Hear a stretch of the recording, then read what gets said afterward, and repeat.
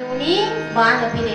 माझ्याकडे शस्त्र आहे, माझ्याकडे सुद्धा बाण आहेत आणि ते बाण कशाचे आहेत मग? शब्दांचे आहेत. कारण तुकोबारायांच्याकडे आहेच काय की आम्हा घरी धना शब्दांचीच रत्ने, शब्दांचीच शस्त्रे यज्ञ करू. शब्दाची आमच्या जीवीचे जीवन, शब्दाची वाटू जनधन लोका. ही लोकांना वाटण्यासाठी सुद्धा शब्दाचं आहे, शस्त्र म्हणून सुद्धा शब्दाचं आहे, धनही शब्दांचंच आहे. माझ्याकडे काय आहे? शब्दांचे शस्त्र आहेत. आणि मग जर कोणी माझ्या कामामध्ये अडवा येत असेल तर तीक्ष्ण उत्तरे हाती घेऊन बाण फिरे.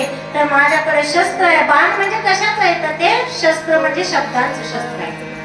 आणि तुकोबाराय अशा पद्धतीने समाजामध्ये जागृती करत होते, समाजामध्ये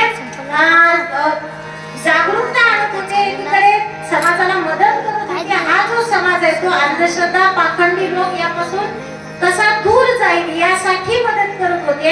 आणि जेव्हा छत्रपती शिवरायांना हे माहीत झालं की मी ज्या पद्धतीचं काम करतोय, म्हणजे मी स्वराज्य उभारणीचं काम करतोय, तेवढ्याच महत्त्वाचं काम जगद्गुरु संत तुकोबाराय करत आहेत. आणि ते कोणतं आहे की हे समाज घडविण्याचं काम आहे.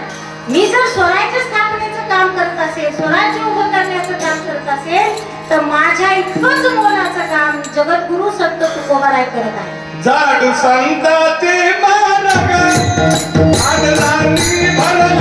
स्वतः जेव्हा छत्रपती शिवरायांना माहीत झालं की अशा पद्धतीचं काम तुकोबाराय करत आहेत, त्यावेळी स्वतः छत्रपती शिवराय देहू गावामध्ये आले आणि त्यांनी तुकोबारायांची भेट घेतली.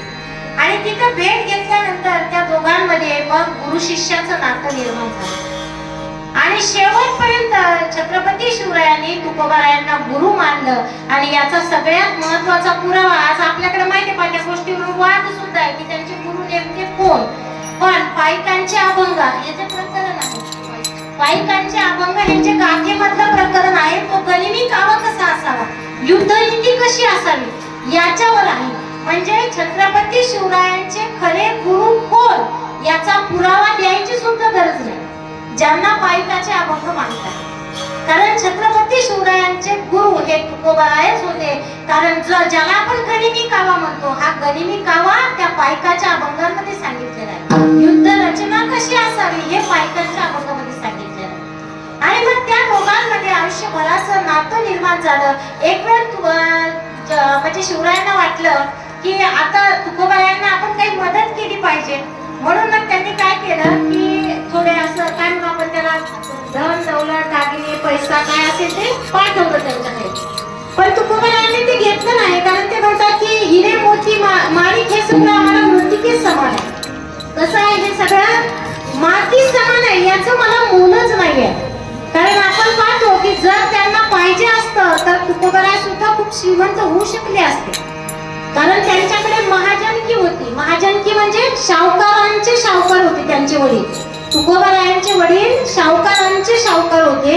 आणि एका घरामध्ये त्यांच्या खोलीभर गहाणखत होते. खोलीभर त्यांचे वडील वारले आणि मग तुकोबारायांवर ती जबाबदारी आली की ही महाजनकी तुम्हाला चालवायची. पण तुकोबारायांनी एक दिवस त्यांचे भाऊ कान्होबा त्यांना जवळ बोलवलं आणि म्हणले, कान्हया मला ना हे पाहून एवढा त्रास होतो. कारण लोक व्याजाने पैसे कधी काढतात, खूप गरज असेल तेव्हाच काढतात ना. तर म्हणले हे ना आपल्या घरामध्ये नकोच.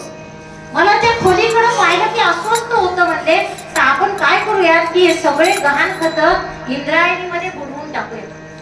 आणि मग दोघा भावांनी मिळून काय केलं की त्या खोलीतले सगळे गहाण खत इंद्रायणी नदीमध्ये बुडवून टाकले. तुम्हाला माहित आहे की नाही माहित नाही मला, पण या जगातली पहिली कर्जमाफी, या जगातली पहिली कर्जमुक्ती जगद्गुरु तुकोबारायांनी केली. आणि मग तुकोबाराय मग ते गरीब होते असं नाही, पण स्वतःच्या बद्दल कधीच अशी अपेक्षा ठेवली नाही, निस्वार्थ जीवन जगले. आणि ह्या सगळ्या गोष्टींचा परत आता छत्रपती शिवरायांना पुन्हा उपयोग होत होता. कारण मासाहेब जिजाऊ यांची शिकवण मिळालेली आहे. त्यानंतर आता तुकोबारायांची सुद्धा साथ आहे, तुकोबारायांची शिकवण आहे.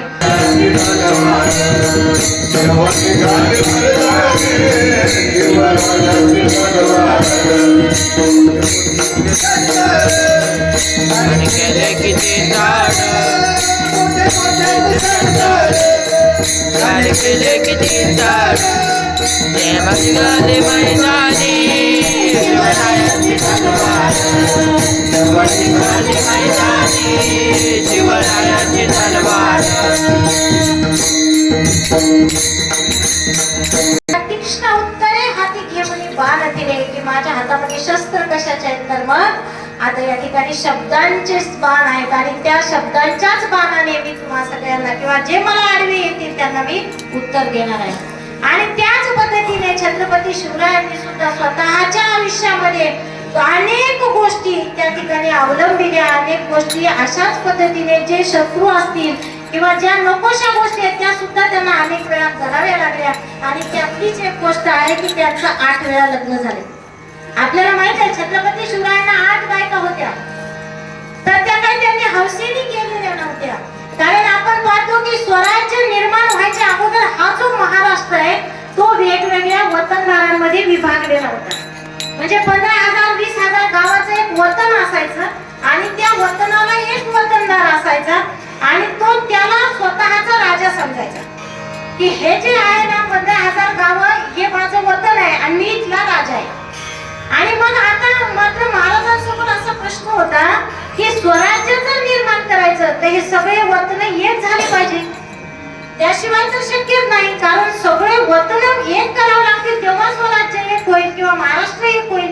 मग आता याच्यावर परिणाम म्हणजे काय उपाय केला पाहिजे. कारण युद्ध तर करताच येत नाही, सगळे आपलेच आहेत, सगळे मराठीच आहेत ते सुद्धा म्हणजे जे वतनदार आहेत. कारण त्या काळी मराठा ही जातच वतनदार किंवा ज्याला काय म्हणू आपण राज्यकर्ती जमात होती. त्यामुळे सगळे ते मराठी आणि ते वतनदार ते वतन सोडायला तयार नाही. त्यांना जर सांगितलं की आपल्याला स्वराज्य निर्माण करायचंय ते म्हणजे आम्हाला नाही पाहिजे स्वराज्य, आम्हाला आमचं वतनच पाहिजे कारण आम्ही इथले राजे. मग माँसाहेब जिजाऊंनी सांगितलं की आपल्याला यावर उपाय काय केला पाहिजे तर आता या सगळ्यांशी सोयीपण केलं पाहिजे. म्हणजे जो वतनदार आहे त्याच्याशी सोयीपण, जे वतनदार आहे त्याच्याशी सोयीपण. मग निंबाळकर असतील, जाधव असतील, शिर्के असतील, इंगळे असतील, 8 वेळा महाराजांचे लग्न केले. 8 वेळा. मग आता काय तुमची मुलगीच राणी होणार आहे, महाराज छत्रपती होणार आहेत.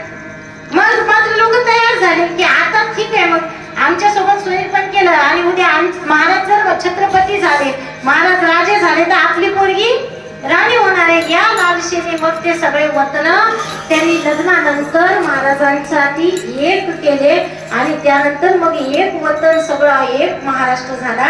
आणि त्या महाराष्ट्राच्या मग राज्याभिषेकानंतर छत्रपती शिवराय हे छत्रपती आणि छत्रपती शिवाजी महाराज झाले.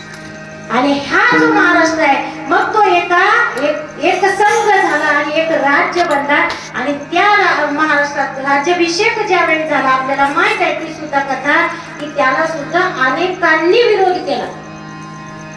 कारण ज्यावेळी राज्याभिषेक करायचा त्याच वेळी विरोध झाला. लोक म्हणले तुम्ही मराठी आहेत, म्हणजे तुम्ही कुणबट आहे, तुम्हाला अधिकारच नाही राजा होण्याचा, मराठ्यांना राजा होता येत नाही. इथून सुरुवात झाली.